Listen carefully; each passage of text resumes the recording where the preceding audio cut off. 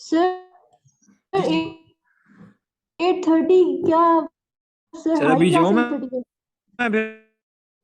जी आप जाएं, अभी 8:30 पे मैन्युफैक्चरिंग का चैप्टर में स्टार्ट करूंगा, उसका इससे कोई ताल्लुक नहीं है। हाँ लेकिन आपकी क्लास नहीं है। सर मैंने तो मैन्युफैक्चरिंग पढ़ा हुआ है। हाँ हाँ, लेकिन आप दोबारा पढ़ेंगे ना उसको, आपने कल से आप आओगे ना, अभी फिलहाल आपने यही चलानी है क्लास। आप इधर ही सर सर मैं क्लास में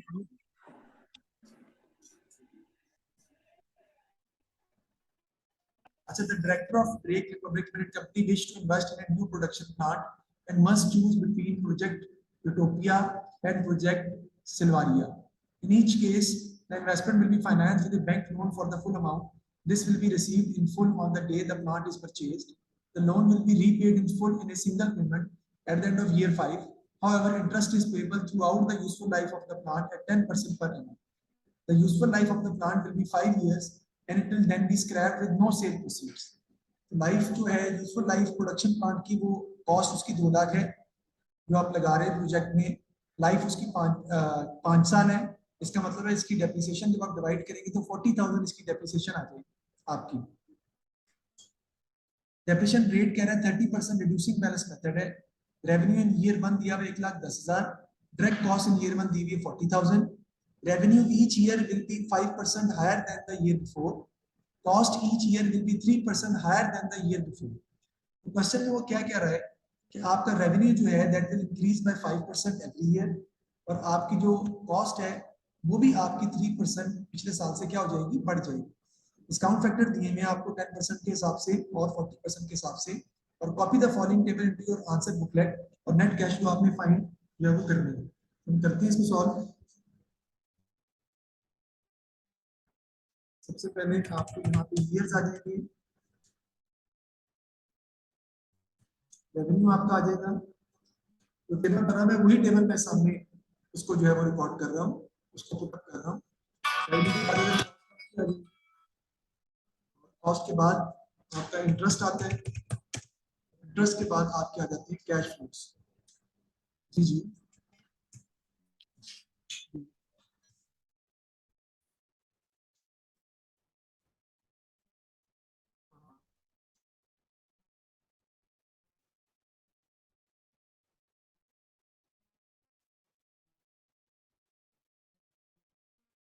ठीक है, मैं बात करता हूँ। ओके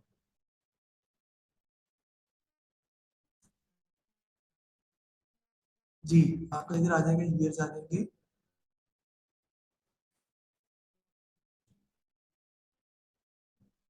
सबसे पहले बेटा आपका आ जाएगा ईयर 0, 1, 2, 3 से लेके 5 तक लिख लेते हैं। ईयर्स लिखने में 0, 1, 2, 3, 4, 5। अब ईयर 0 में आप देख रहे हैं कि ईयर 0 में बेसिकली तो आपका रेवेन्यू कॉस्ट कोई भी नहीं है, कैश आउटफ्लो ही हो रहा है आपका ईयर 0 में। और वो कितना हो रहा है, there will be no revenue in year 1 and year 0, there will be no cost in year 0, there will be only cost of production plant. जो आप परचेज कर रहे हैं प्रोडक्शन प्लांट, उसकी कॉस्ट आपकी इनकर होगी, और वो कितनी आपकी 2 लाख। तो 2 लाख आपकी प्रोडक्शन प्लांट कॉस्ट इनकर हो रही है, तो वो आपका ईयर 0 में नेट कैश फ्लो आ जाएगा नेगेटिव आउटफ्लो। बिकॉज रेवेन्यू तो कुछ जनरेट हुआ नहीं, कॉस्ट भी जनरेट नहीं हुई, इंटरेस्ट भी नहीं है, तो आउटफ्लो होगा 2 लाख का। यहाँ सबसे इंपॉर्टेंट बात जो मैं आपको बताना चाह रहा हूँ, याद रखिएगा, आपको उसने डेप्रिसिएशन रेट दिया हुआ है 30% reducing balance method. You will not use this 30% depreciation rate, you will use straight line method with the useful life of the asset. आपका डेप्रिसिएशन का फार्मूला वही रहेगा which is 2 lakh original cost minus scrap value divided by useful life which is 5. So depreciation is going to be 40,000. Sir कोई सा भी सवाल आ जाए। जी कोई सा भी सवाल आ जाए, लेकिन उसमें ये जरूरी है कि आपको यूजफुल लाइफ नहीं होनी जरूरी है ना। यूजफुल लाइफ नहीं दी होगी फिर तो आपको 30% ही यूज करना पड़ेगा ना। There is no other way out. whenever the useful life is given in the question, you will not use any kind of rate, percentage will not be used. You will use the formula method to calculate depreciation under straight line method, which suggests कि cost of production plant 2 lakh है, minus scrap value इस सवाल में 0 है, divide by useful life 5 years है, तो 40,000 आपकी depreciation आ जाएगी. And this is going to be the depreciation for every year till the end of 5 years, and total will become 2 lakh again. 30% reducing balance will not be considered, will not be taken into account. ये आपने ज़हन में याद रखना है. Useful life जब भी दी होती है ऐसा ही होता है, ये नहीं कि इन्वेस्टमेंट अप्रेजल के सवाल में हमने ऐसा किया लाजमी. यूजफुल लाइफ जब भी दी होगी आपको ऐसे ही सॉल्व करना पड़ेगा. ईयर 1 में देखते हैं बेटा, रेवेन्यू कितना है 1,10,000 का, और डायरेक्ट कॉस्ट आपकी है 40,000. तो रेवेन्यू आपको दिया हुआ है 1,10,000 का, और डायरेक्ट कॉस्ट आपको दी हुई है कितनी 40,000. मैंने डायरेक्ट कॉस्ट लिखी नहीं है, मैं लिख देता हूँ उसका नाम, तो अच्छा हो जाए आपके लिए. इंटरेस्ट कितना है देखें, इंटरेस्ट वो कहता है कि इंटरेस्ट कॉस्ट जो है, इंटरेस्ट किधर दिया हुआ है, दिया होगा through out the useful life of the plant. However, interest is payable throughout the useful life of the plant at 10% per annum. तो आपने इंटरेस्ट भी पे करना है, कितने परसेंट, 10% पर annum आप इंटरेस्ट पे कर रहे हैं. कोई बच्चा मुझे बता सकता है कि किस चीज का इंटरेस्ट है जो हम पे कर रहे हैं, तुम्हें कॉस्ट पर? सर हमने जो लोन लेकर ये जी बिल्कुल प्लांट ठीक. ली है. हमने असल में लोन लेके, ये बैंक से लोन लेके ये प्लांट लिया था, तो उस बैंक से लोन पर हमें हर साल 10% इंटरेस्ट पे करना पड़ता है 2 लाख की अमाउंट पर जितने का लोन लिया है, और 10% इंटरेस्ट बनता है 20,000. वी हैव टू पे this interest at the end of every year till 5 years unless the loan is not being repaid. Unless the loan will not be repaid, हम इस इंटरेस्ट को पे करते चले जाएंगे हर साल में. तो 2 लाख का 20% हमारा कितना आ जाएगा बेटा? 20,000. 20,000 आ जाएगा, 10% सॉरी. तो आपका नेट कैश फ्लो कितना आ जाएगा इसका? 50,000. 50,000. अब ईयर 2 का देखते हैं. ईयर 2 में वो कहता है कि आपका रेवेन्यू 5% बढ़ गया है, और आपकी कॉस्ट भी 3% हर साल क्या हो रही है, बढ़ रही है. रेवेन्यू अगर आपका 5% बढ़ेगा तो 1,10,000 का 5% निकालें, कितना आता है? वो आता है 5,500. जी. तो ये कितना हो जाएगा अब आपका? 115,500. 115,500. और कहते हैं जी कि जो आपकी डायरेक्ट कॉस्ट है वो भी बढ़ गई है 3%. तो 3% कितनी आपकी निकालेंगे? 1,200 आती है आपकी. ये आपका कितना हो जाएगा? 41,200. राइट. जी सर. अब 1,15,500 में से माइनस कर 41,200 कितना आ जाता है?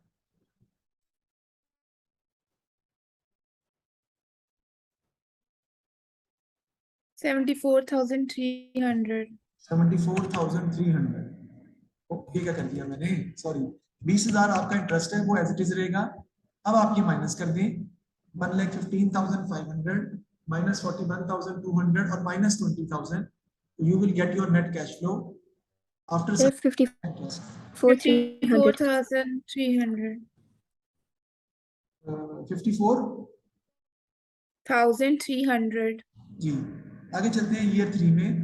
ईयर 3 में भी आपका जो revenue each year will be 5% higher than the year before. इसका मतलब है अब आप 1,15,500 का 5% निकालेंगे, और 1,15,500 में ही उसे ऐड भी कर देंगे. निकालें सर. 121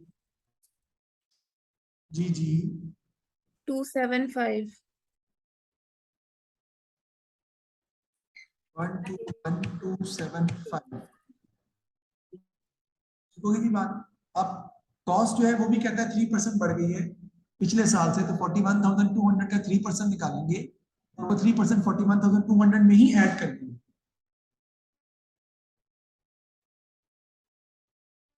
जी. 42436.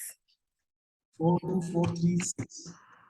आपकी जो इंटरेस्ट कॉस्ट है वो वही रहेगी, दैट विल रिमेन एट 20,000.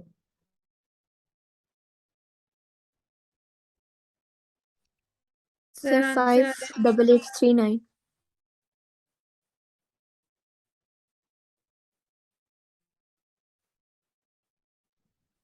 जी. तो आगे देखते हैं. 121,275 माइनस 42436 माइनस 20,000 कितना आ जाएगा? 58839. 58839. आगे चलते हैं ईयर नंबर 4 पे. ईयर नंबर 4 में अगर हम देखें तो रेवेन्यू 5% फिर बढ़ रहा है आपका, तो 121,275 का 5% निकाल कर उसी में ऐड कर देंगे. 127 339. इतना कॉस्ट है 42436, इसका 3% निकालकर इसी में ऐड कर देंगे।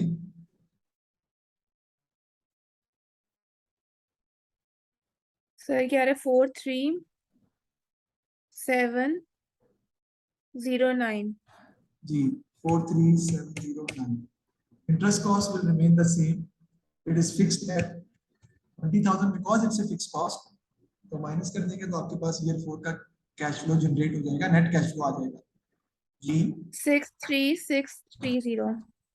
3630। ये आपका आ गया। अब ईयर 5 में देखते हैं। ईयर 5 में भी यही हो रहा है कि 127339 का 5% निकालें और इसमें ऐड कर दें।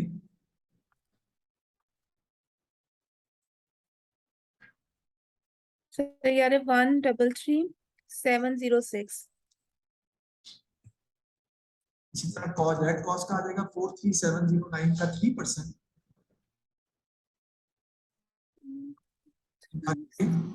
और उसी में you have to add it up into 43709 to get the direct cost for year 5. 45020.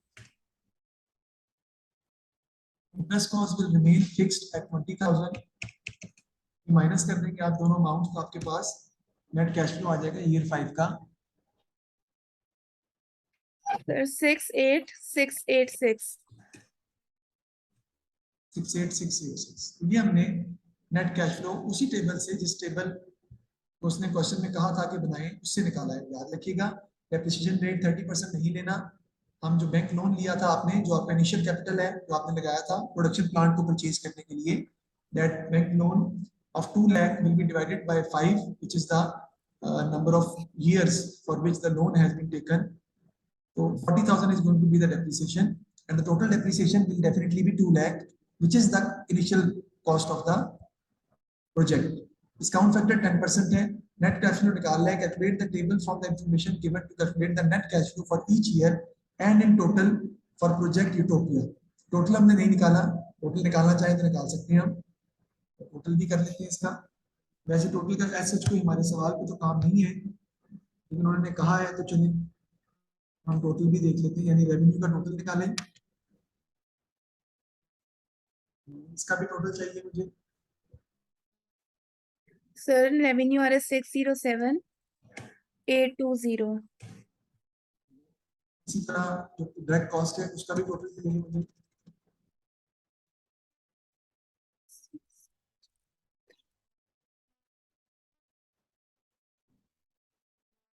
To 365. इतना जो 1 lakh. उसका टोटल आ जाएगा 1 लाख, और इसका टोटल जो आपके पास आपको निकालने की जरूरत नहीं है, बस इन तीनों का ही मांगे। क्यों सर? बेटा वो 2 लाख नेगेटिव है, वो तो आपका पॉजिटिव नेगेटिव करके आंसर आना है, उसकी जरूरत नहीं है। बस इस टोटल इसका कहा था वो मैंने निकाल दिया। नेक्स्ट कहते हैं calculate the net present value for project utopia. Net present value नहीं है तो नेट प्रेजेंट वैल्यू हम फाइंड करते हैं। बेटा क्या करेंगे जी, नेट कैश फ्लो में निकालनी है। यहाँ पे आपका आ जाएगा जी factor at the rate of 10%। कितना है जी? पहले साल का कितना बनेगा बेटा 1 है, पिछले साल का कितना बनेगा 0.909. 909, 0.826. 6 0.751.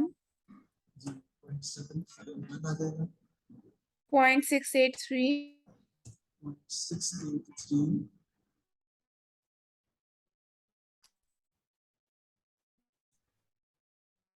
0.635। सही है, नहीं सर 621 621। है. आगे निकाल लेते हैं हम इसमें। नेक्स्ट कॉलम हमारा किसका बन जाता है बेटा, प्रेजेंट वैल्यू। प्रेजेंट वैल्यू हम इसमें निकाल लेंगे।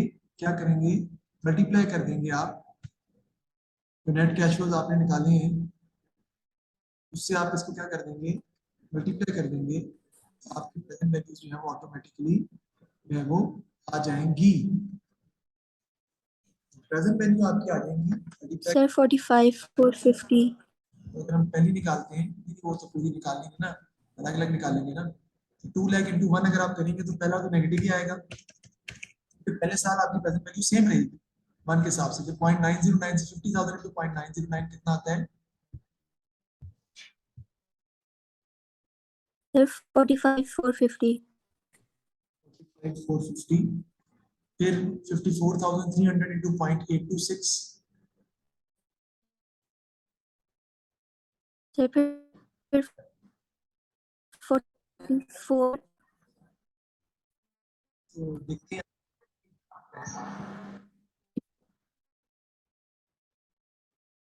आगे देखेंगे क्या आता है। 54,300 इंटू 0.826, 4 Sir, 4 8 44, 5 8.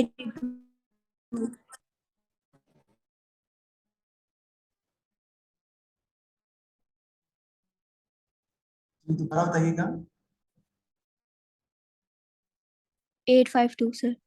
44, 852. ये ठीक है। नेक्स्ट देखते हैं जी 58839 मल्टीप्लाई बाय 0.751, 4 4 1 8 8 आप 4 3630 3 4 5 2 दोबारा बोलिएगा। 4 3 जी 4 5 2 आगे जी 6 4 2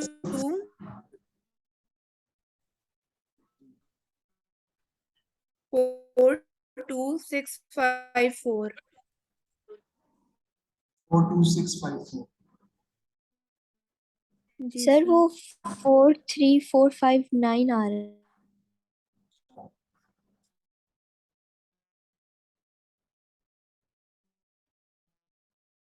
यानी ये जो फिगर है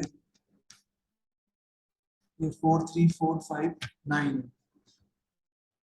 चले समझता नहीं है, इसको हम कर लेते हैं 43459 और टोटल करने पॉजिटिव वैल्यू सबको ऐड कर दें और उसमें से 2 लाख जो है वो आप क्या कर देंगे माइनस कर देंगे, तो आपके पास एनपीवी आ जाएगा। If it is ji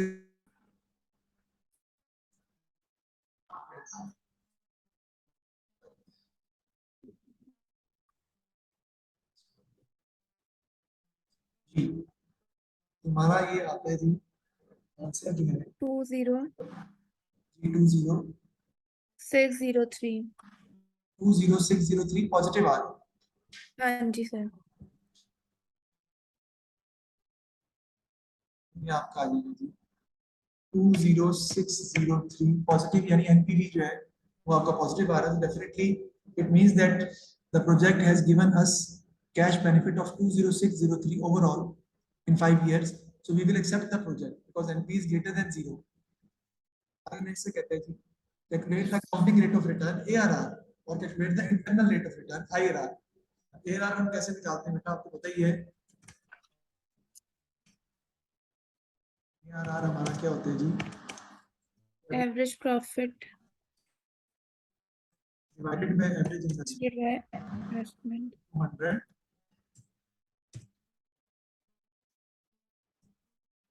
average profit कैसे निकालेंगे देखिए, total profit minus total depreciation divided by useful life. हमारे पे नंबर ऑफ इयर्स वो कितने आपके आ जाएंगे, कितने 5 हैं। टोटल प्रॉफिट कितना है बेटा, टोटल प्रॉफिट निकालने के लिए आपको इस फिगर्स को ऐड अप करना पड़ेगा। टोटल प्रॉफिट निकालने के लिए आपको इन फिगर्स को ऐड करना पड़ेगा, इन फिगर्स को। Sir, 95, 455. नहीं बेटा 50,000 प्लस 54,300 प्लस 58839 प्लस 63630 और प्लस 68686 इसका टोटल करें होता है वो कितना 295 95 455 455। इसमें से माइनस कर देंगे total depreciation 2 lakh divided by 5 आप करेंगे तो आपके पास एवरेज प्रॉफिट का सर 2 लाख डेप्रिसिएशन तो नहीं आ रही। जी बेटा, depreciation is ठीक है. the total amount of investment, the initial payment made in the project is basically the total depreciation, because the total cost of the project is divided by the number of years to find the amount of depreciation for each year.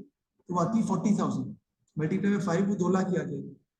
तो ये कितना आपका आ जाएगा? 1,90,991. Divided by 5, 19 091. 1909. इसमें values put कर लेते हैं बेटा. 19091 average profit divided by average investment. कैसे निकालेंगे? Original investment plus disposal value divide by 2. Disposal value इसमें नहीं थी, इसलिए हमने वो शामिल नहीं किया. 2 लाख को डिवाइड कर देंगे 2 से, आपकी एवरेज इन्वेस्टमेंट आ जाएगी कितनी? 1 लाख. इसको सॉल्व कर लें तो आपका आंसर कितना आ जाएगा? 19.1%.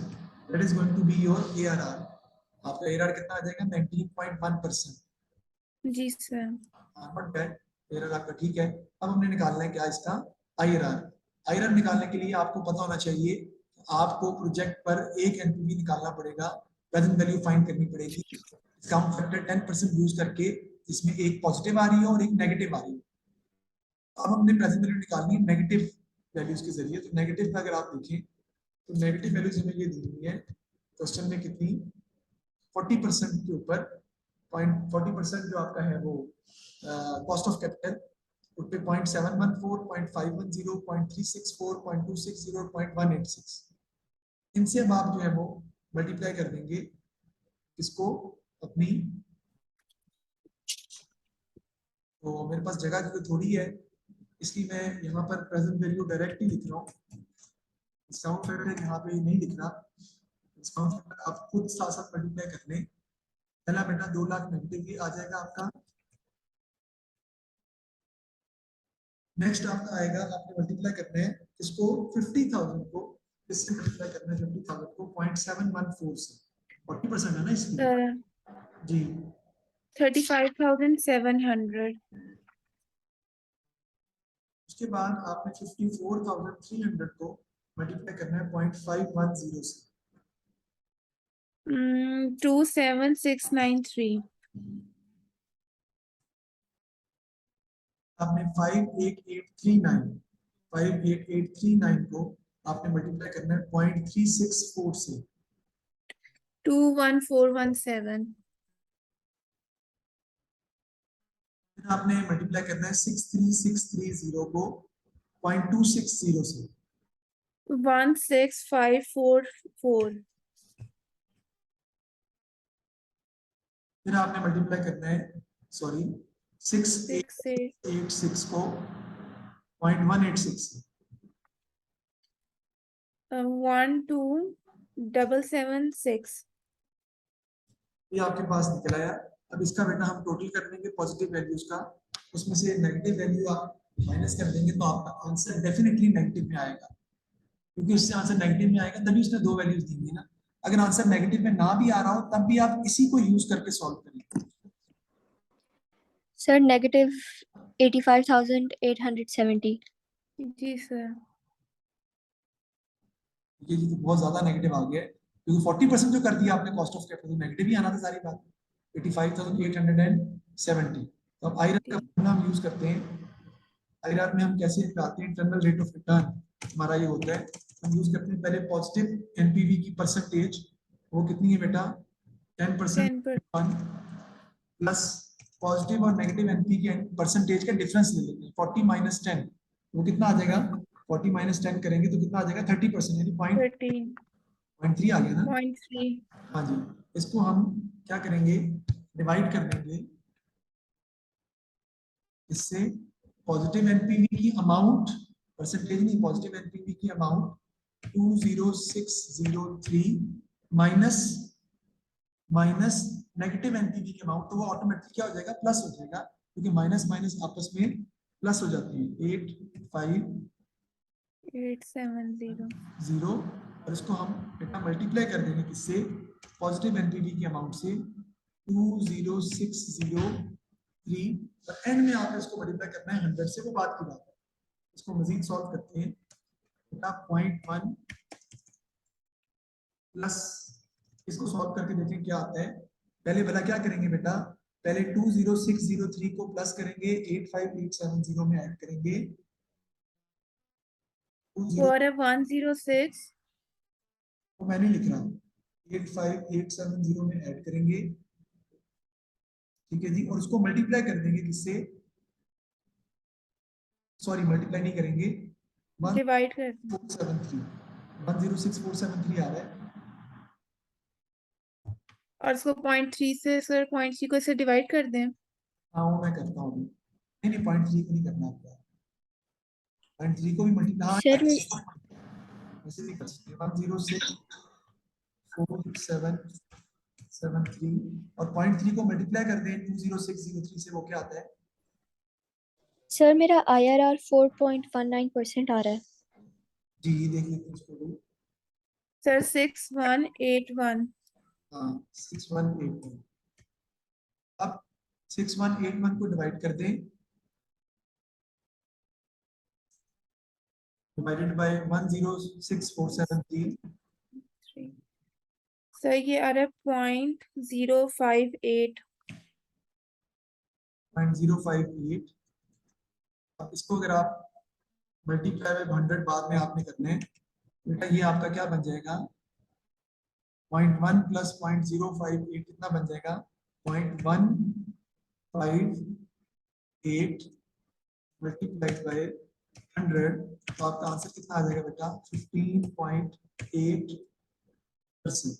15.8% पे जाके आपका IRR जो है वो क्या हो जाएगा, इट विल गिव यू 15.8% पर आपका IRR जो है, ये इंटरनल रेट ऑफ रिटर्न 15.8% निकला है आपका। यानी अगर आप 15.8% कॉस्ट ऑफ कैपिटल लेते हैं तो वहां पे आपका जाके NPV जीरो हो जाएगा, NPV जीरो हो जाएगा। इसका मतलब है अगर आपका कॉस्ट ऑफ कैपिटल IRR से कम है वो आपका बेनिफिट है, आपको उतना फायदा हो रहा है। तो जब तक आपका कॉस्ट ऑफ कैपिटल IRR से कम होगा, जो कि 15.8% पे है, जो कि 10% से ज्यादा है, उसका मतलब है कि आपको भी रिटर्न मिल रहा है इसमें से, क्योंकि कॉस्ट ऑफ कैपिटल आपका 10% है, जबकि आपका ब्रेक इवन 15.8% पे जाके होता है, यानी NPV जीरो आपका 15.8% पे होता है। तो हम इस प्रोजेक्ट को क्या कर लेंगे, एक्सेप्ट कर लेंगे, we will accept the project जी। सर मेरा 158 आ रहा है, 15.8 नहीं आ रहा। बेटा आप इसको चेक कर लो ना, आप जो है ना वो इसको आपने 0.58 ले लिया होगा ना, ये 0.1 है और ये 0.058 है, इसको देखिए ओह अच्छा सर, मैंने गलत किया। जी, कोई बात नहीं, 15.8% आना चाहिए था। अगर मेरा आंसर जैनब 10% से कम आ रहा हो तो आंसर सही है, मेरा गलत होगा इसका मतलब है, क्योंकि जाहिर बात है कि आपका जो IRR है वो 10% और 40% के दरमियान में कहीं आना है, ठीक है जी। तो 15.8% या 16% के करीब जो है ना वो आपका IRR जो है वो निकल रहा है। आगे वो क्वेश्चन में क्या कहते हैं, IRR के बाद the following information has also been calculated for project Salvania, जो भी आप कह लें।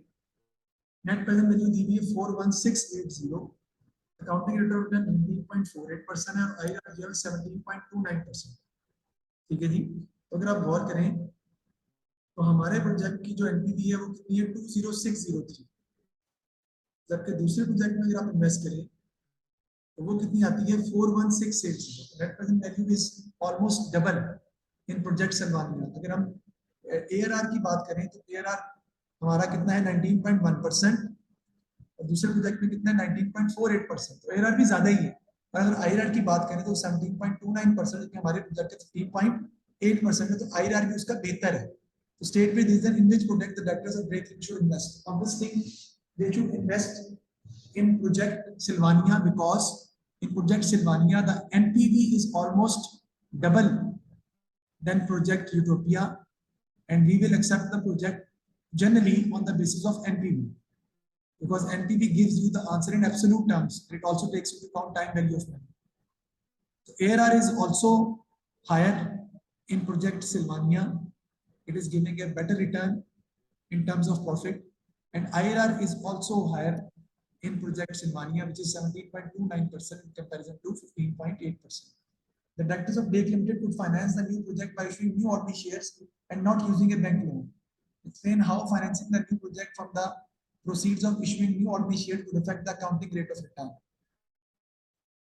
है जी, यानी कहता है जी अगर आप फाइनेंस करें नए प्रोजेक्ट को ऑर्डिनरी शेयर्स के हवाले से प्रोजेक्ट करें तो ARR पर हमारा जो है वो क्या डिफरेंस पड़ेगा। State and explain to other sources of finance for the project, वो तो आप लिख सकते हैं selling obsolete non current assets हो सकते हैं आपके, ठीक है जी, और आप रिटेन्ड अर्निंग्स यूज कर सकते हैं,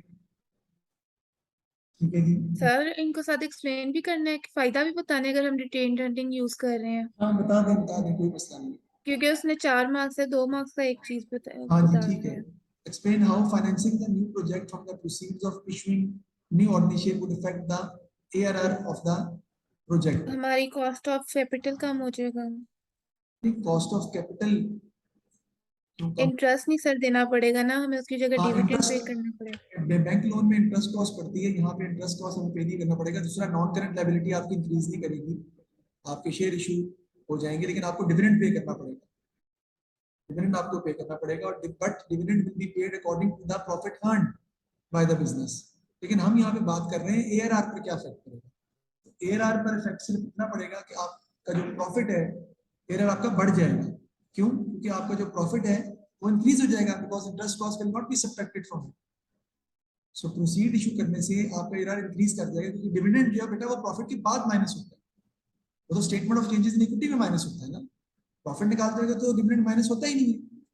तो proceed from issue of share से आपका ARR इंक्रीज कर जाएगा, because interest cost will not be paid from the profit and profit will increase, which will result in increase in ARR. बाकी जो चीजें आप बताना चाह रहे हैं वो नॉन फाइनेंशियल फैक्टर्स है, वो बता सकते हैं। इशू शेयर करेंगे तो आपको जो है बैंक लोन आपको वापस नहीं करना पड़ेगा, ठीक है जी। आपका जो बिजनेस के जो डिसीजन है वो आपके अपने पास रहेंगे, नॉन करंट लायबिलिटी आपकी इंक्रीज नहीं करेगी।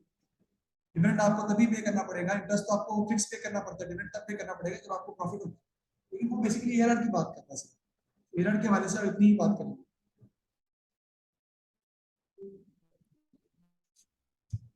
हमने क्वेश्चन हमने कंप्लीट किया अपना,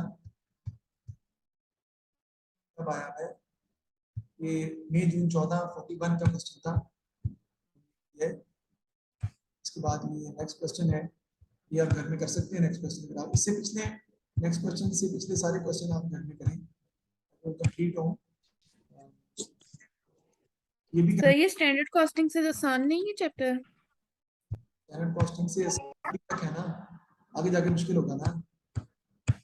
अभी इसमें मुश्किल और होने। ये मई जून 1542 ये भी करना है आपने। सर जी जी सर मई जून 1932 का एक चीज है इन्वेस्टमेंट अप्रेजल की, वो समझा दें। किधर आगे सर मई जून 1932। आपकी बात ठीक है, लेकिन मेरी बुक में किधर है ये तो पता होना चाहिए।